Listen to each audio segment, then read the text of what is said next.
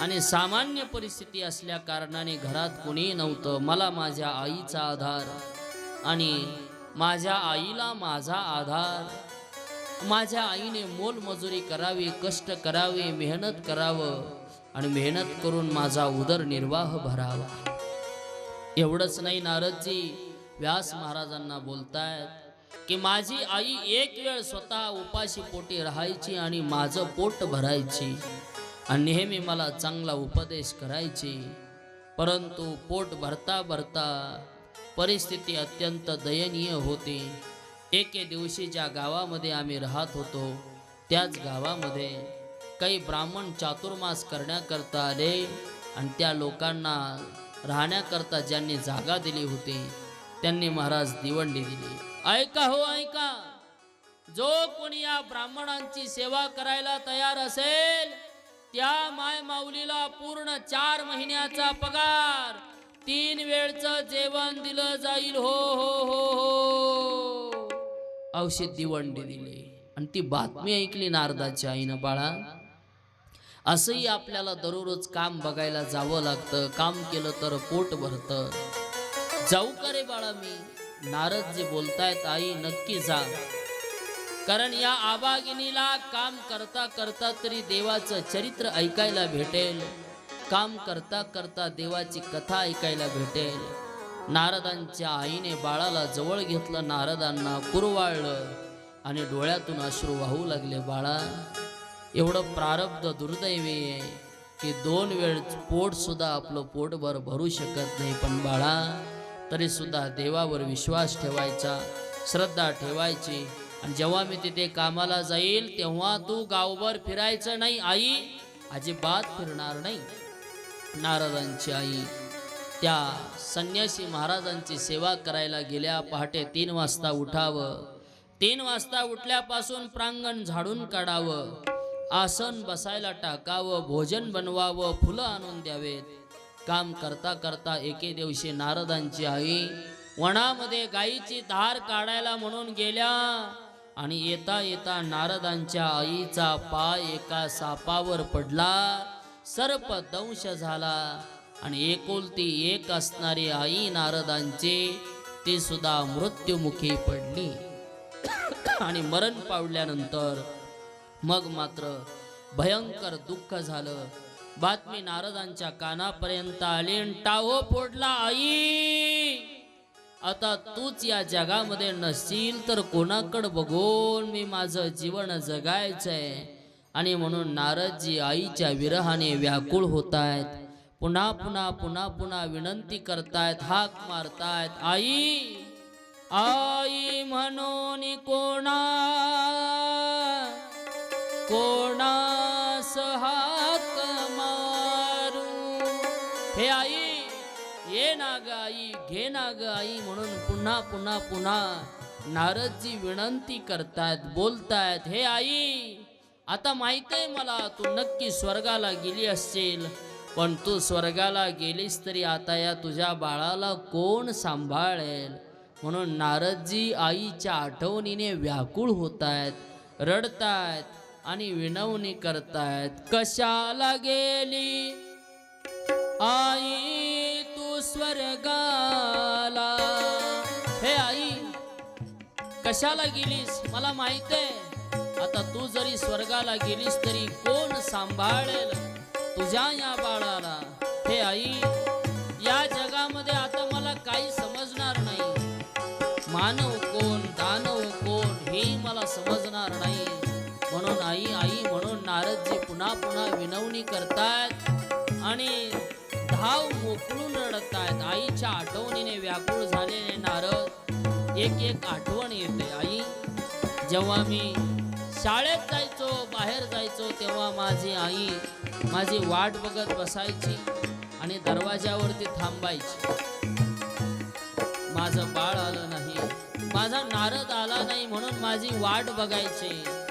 पण आज ती वाट बघणारी माझी आई सुद्धा माझ्या जवळ नाहीये. म्हणून नारदजी चिंताग्रस्त झाले आणि म्हणतायत, हे आई, आये नाग आई, घे नाग आई मला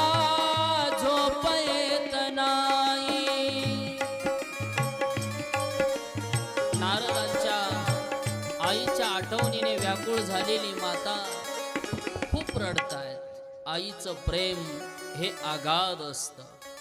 लेकराला आणि आईला बाळ किती जरी मोठं झालं तरी तिच्यावर आपलं तेवढंच प्रेम असतं. मुलगी असो मुलगा असो, आईच्या प्रेमामध्ये कसल्याही प्रकारचा काय नसतो, भेदभाव नसतो.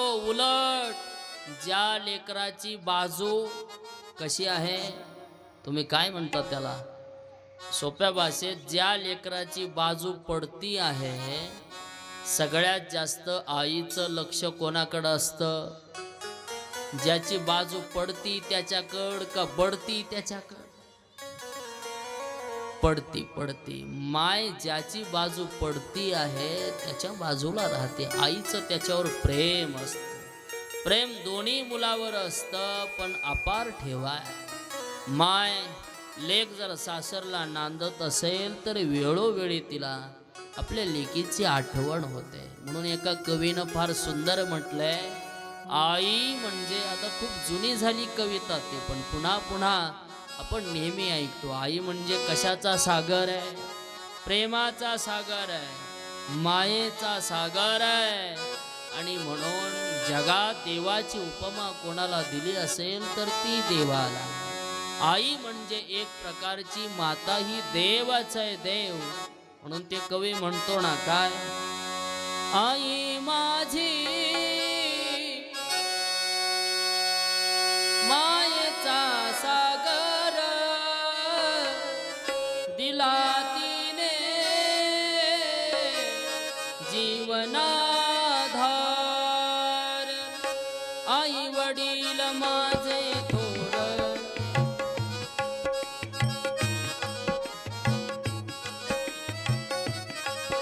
आई वडील माझे थोर, काय सांगू त्यांचे उपकार. जीवनाच्या वाटेवरती किती असतो त्यांचा आधार.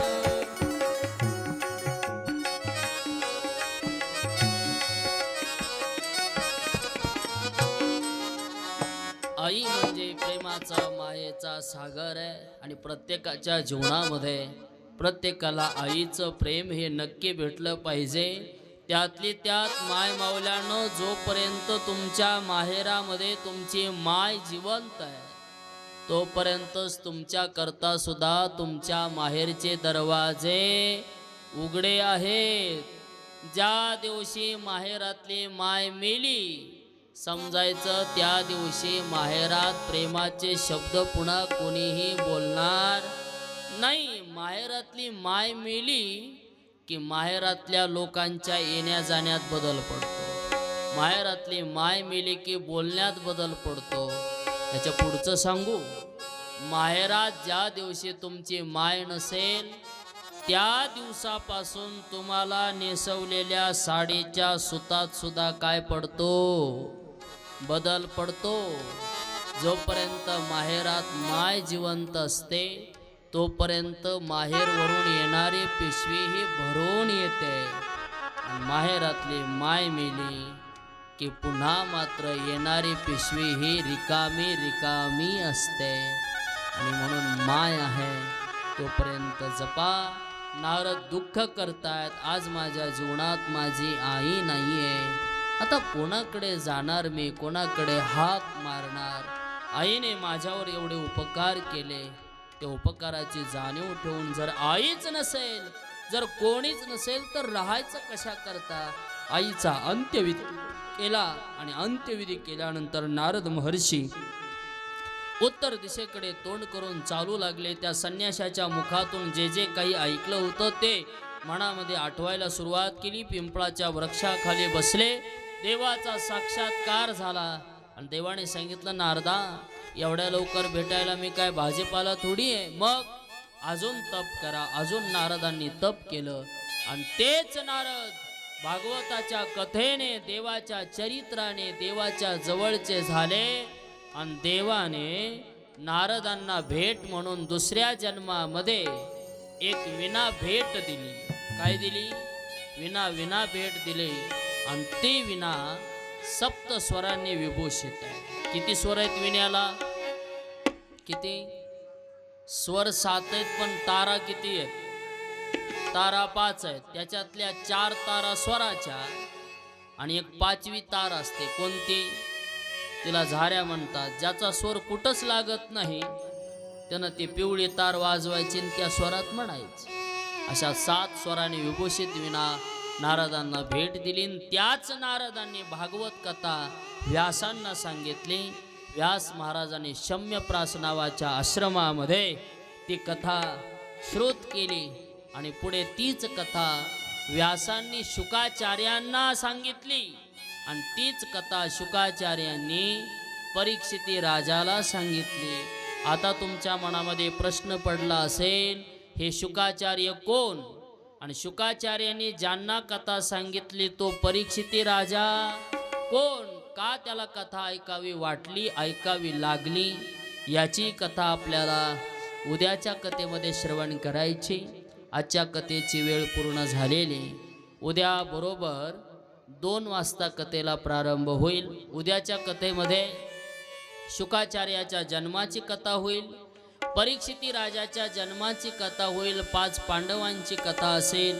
त्यानंतर उत्तरा अभिमन्यू याची कथा ऐकून जो परीक्षिती राजाला क्षमिक ऋषींनी दिलेला शाप आहे त्या शापाची कथा आपल्याला उद्याच्या कथेमध्ये श्रवण करायची आहे. आता थोडं भजन होईल. भजन झाल्यानंतर आरती होईल आणि आरती झाल्यानंतर कथेला पूर्णविराम.